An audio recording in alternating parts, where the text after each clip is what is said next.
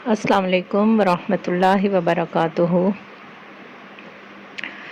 جب کوئی اللہ کے دین میں نکلتا ہے نا تو اسے جان اور مال دونوں کی قربانی کی ضرورت ہوتی ہے، کیونکہ جنت کا مانا آسان نہیں ہے، مشکل راستوں پر چلنا پڑتا ہے، ایمان والوں کی آزمائش ہوتی ہے۔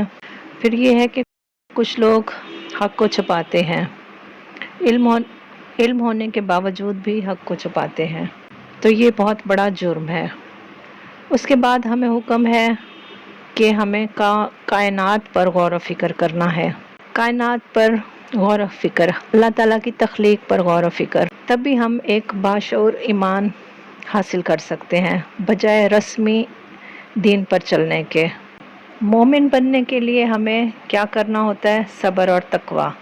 اگر ہمارے پاس علم ہے تو ہمیں اس علم کو پھیلانا ہے، نہ کہ دنیاوی مفاد کے لیے یا دنیاوی غلط فتوے دینے کے لیے استعمال کرنا ہے۔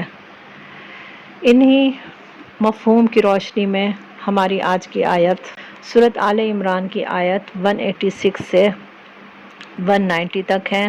لفظی ترجمہ اور اس کی مختصر تفسیر دیکھتے ہیں۔ اعوذ باللہ من الشیطان الرجیم، بسم اللہ الرحمن الرحیم۔ رب اشرح لی صدری ویسر لی امری واحلل عقدۃ من لسانی یفقہوا قولی۔ لفظی ترجمہ دیکھتے ہیں۔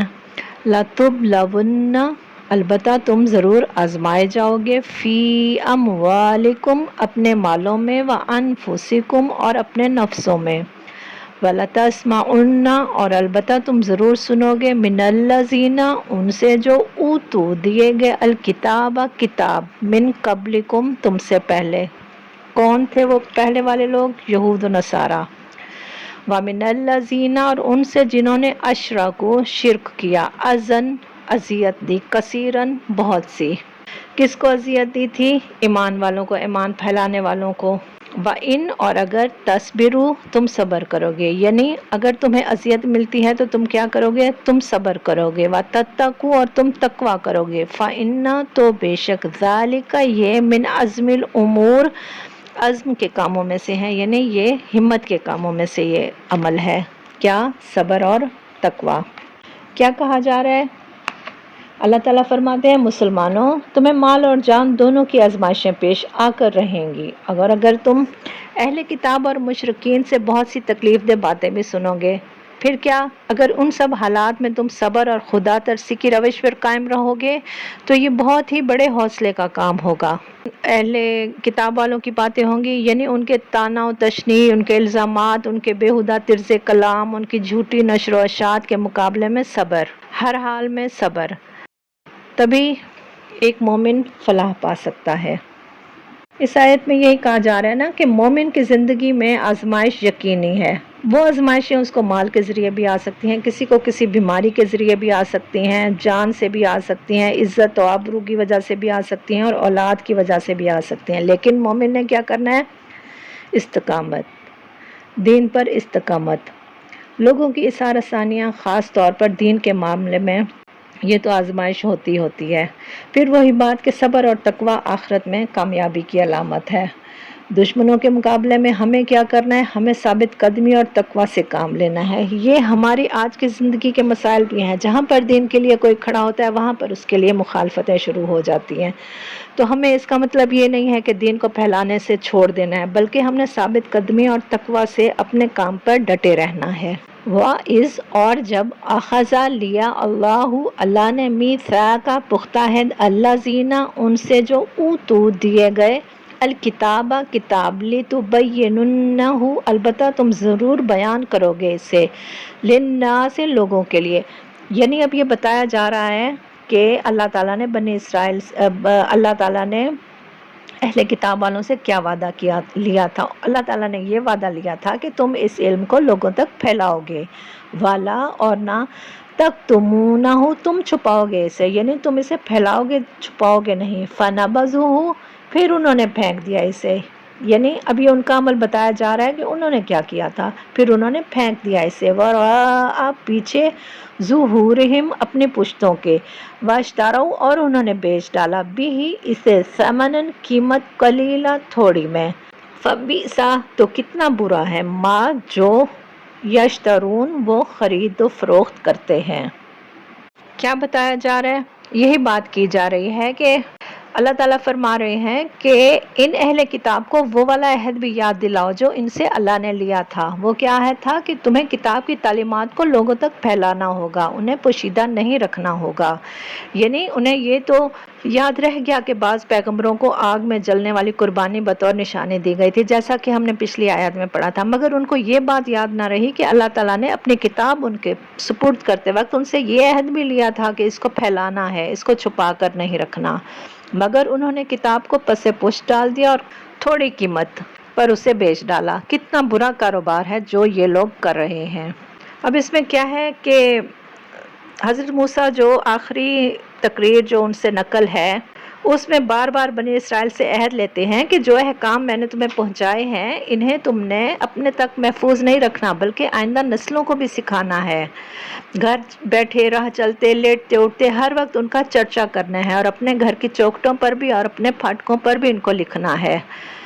यही हुक्म हमारे लिए भी है कि हम जब कुरान की तालीम हासिल कर लें तो हमें उसको फिर अपने तक महदूद नहीं रखना है, बल्कि ये हिदायत की किताब है तो इसको हमें दूसरों तक भी फैलाना है, क्योंकि इल्म छुपाना बहुत बड़ा जुर्म है। अल्लाह सुब्हान व तआला ने उलमा से अहद लिया था कि वो इल्म नहीं छुपाएंगे बल्कि वाज़े करेंगे। ये आयत जो है ये उलमा के लिए तंबीह है कि वो ना हक को छुपाएं और ना ही बेचें। आज के दौर में भी हमारे पास कुरान का अगर इल्म है तो हम पर फ़र्ज़ है कि हमें इसे दूसरों तक पहुंचाना है, ना कि ज़ाती फ़वाइद के लिए या लोगों के खौफ से या दुनिया की लालच की वजह से दीन के इल्म को हम छुपाएं या गलत फतवा दे दें या कोई इस तरह की पसंदीदा आयत पर अमल करें और जो आयत हमारे जिनसे हम लोगों से डरें उन आयत को हम छोड़ दें। तो इस तरह नहीं, बल्कि कुरान पर पूरा का पूरा अमल करना है। ला तहसबन्ना, ना आप हरगिज़ समझें, अल्लज़ीना, उन्हें जो यफ़रहूना, खुश हो रहे हैं, बिमा, उस पर जो आतऊ, उन्होंने किया, व युहिब्बूना, और वो पसंद करते हैं, अन के युहमदू, वो तारीफ़ किए जाएं, बिमा, इस पर जो लम नहीं यफ़अलू, उन्होंने किया, फ़ला, तो ना तहसबन्नहुम, आप हरगिज़ समझें उन्हें, बिमफ़ाज़तिन, निजात पाने वाले, मिनल अज़ाबी, अज़ाब से, वालहुम, और उनके लिए अज़ाबुन, अज़ाब है, अलीम, दर्दनाक। अब यहाँ पर उन लोगों के बारे में बात की जा रही है जो सिर्फ़ इस बात पर खुश हैं कि लोग उनकी तारीफ़ करें, उनके इल्म को देकर उनकी तारीफ़ करें। तो उनके लिए फिर कहा जा रहा है कि ये लोग किसी भी हाल में निजात पाने वाले नहीं होंगे, जिनका अमल दुनियावी नुमाइश और लोगों की तारीफ़ों के लिए है। उनके लिए फिर यही कहा जा रहा है ना कि तुम उन लोगों को अजाब से महफूज ना समझो जो अपने करतूतों पर खुश होते हैं और चाहते हैं कि लोग उनके कामों की तारीफ़ें करें और ऐसे कामों की भी तारीफ़ करें जो उन्होंने किए ही नहीं हैं। तो फिर दर हकीकत उनके लिए क्या है? दर्दनाक सज़ा तैयार है। रियाकारी और नफ्स की बुराई, ये आयत उन लोगों के लिए हैं जो दिखावा करते हैं और तारीफ़ के तलबगार होते हैं, इल्म के मुताबिक या अपने नेक अमल पर फ़ख्र करते हैं और तारीफ़ हासिल करना चाहते हैं, चाहे उनका अमल उस इल्म के मुताबिक हो या ना हो। तो ये अमल जो है ये अल्लाह ताला के नज़दीक नापसंदीदा तरीन अमल है।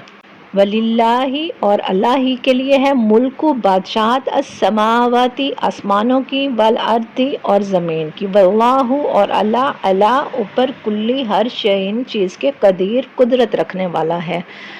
अब इस आयत में यही बताया जा रहा है कि ज़मीन और आसमानों की पैदाइश में और रात और दिन के बारी बारी से आने जाने में उन होशमंदों के लिए बहुत सारी निशानियां हैं जो उठते बैठते और लेटते हर हाल में खुदा को याद करते हैं और ज़मीन और आसमान पर गौर व फिक्र करते हैं।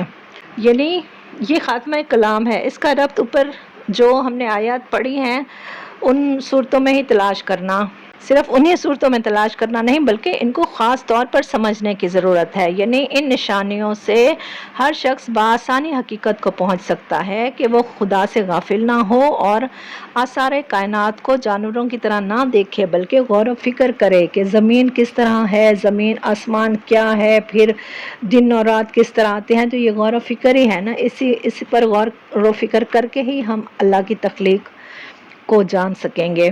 फिर यह है कि इक़्तिदार है, मुल्क ہے، عزت ہے، سب اللہ کے اختیار میں ہے، سب کچھ اللہ کے ہاتھ میں ہے۔ آزمائش ہے، عزت یا ذلت ہے، رزق ہے، سب کی حکمت اللہ کے پاس ہے۔ اسی لیے ہمیں اپنے ہر عمل میں مکمل طور پر اللہ پر ہی بھروسہ رکھنا چاہیے۔ انا بے شک فی میں خلقی تخلیق میں السماوات آسمانوں والارض اور زمین کی واختلافی اور اختلاف میں اللیلی رات کے والنہاری اور دن کی لآیات البتہ نشانیاں ہیں لأولی الالباب عقل والوں کے لیے۔ ہماری آیت جو ہے یہ اب کائنات پر اور کائنات کی تخلیق پر اور اللہ تعالیٰ کی تمام خلقت پر غور و فکر کے لیے ہے۔ جو لوگ ہر حال میں خدا کو یاد کرتے ہیں، وہ زمین اور آسمان کی ساخت پر غور کرتے ہیں، وہ بے اختیار پھر بول اٹھتے ہیں کہ پروردگار، یہ سب کچھ تو نے فضول اور بے مقصد نہیں پیدا کیا، تو تو پاک ہے اس سے کہ ابس کام کرے، بس اے ہمارے رب ہمیں دوزخ کی آگ سے بچا لے۔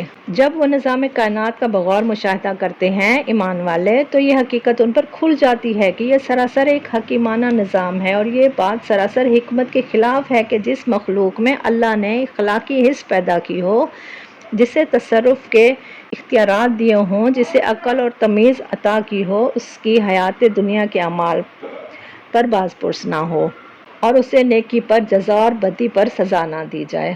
اسی طرح نظام کائنات پر غور و فکر کرنے سے انہیں آخرت کا یقین حاصل ہو جاتا ہے اور وہ خدا کی سزا سے پناہ مانگتے ہیں۔ تدبر اور تفکر کی دعوت۔ اللہ کی قدرت، عظمت اور حکمت کو پہچاننے کے لیے کائنات پر غور و فکر کرنا چاہیے۔ اللہ کے بندے صرف عبادت گزار ہی نہیں بلکہ کائنات پر غور و فکر کرنے والے ہوتے ہیں۔ آیت کی بنیاد پر علم، عقل اور آنکھیں کھولنے والا ہی جسے شعوری ایمان کہتے ہیں۔ اگر آپ چاہتے ہیں کہ قرآن کا یہ نور دوسروں تک بھی پہنچے تو ویڈیو کو لائک کریں، سبسکرائب کریں اور کمنٹ کریں اور اپنے لیے صدقہ جاریہ بنائیں۔ اور اگر آپ نے خود ابھی تک چینل سبسکرائب نہیں کیا ہے تو کر لیجئے تاکہ آپ قرآن سے جڑے رہیں۔ ہماری اگلی آیات سورۃ آل عمران کی آخری 10 آیات ہیں، جس پر ہم ان آخری 10 آیات کی فضیلت کے بارے میں پڑھیں گے، تو ساتھ جڑے رہیے گا۔ جزاکم اللہ خیراً۔ دعا پڑھتے ہیں۔ اے اللہ، اے رب العزت، ہمیں آزمائشوں میں صبر کرنے والا بنا دے، علم ملنے پر اسے پھیلانے اور دوسروں تک پہنچانے والا بنا دے، صرف اپنی رضا کے کاموں میں ہمیں مصروف کر دے اور ریاکاری سے ہمیں بچا دے۔ یا اللہ، یا رب العزت، ہمیں اس کائنات میں موجود اپنی نشانیوں پر غور و فکر کرنے والا بنا دے اور ہمیں دل سے ایمان والا بنا دے۔ آمین یا ربنا کریم۔ سبحانک اللہم و بحمدک، اشہد ان لا الہ الا انت، استغفرک و اتوب الیک۔ السلام علیکم ورحمۃ اللہ وبرکاتہ۔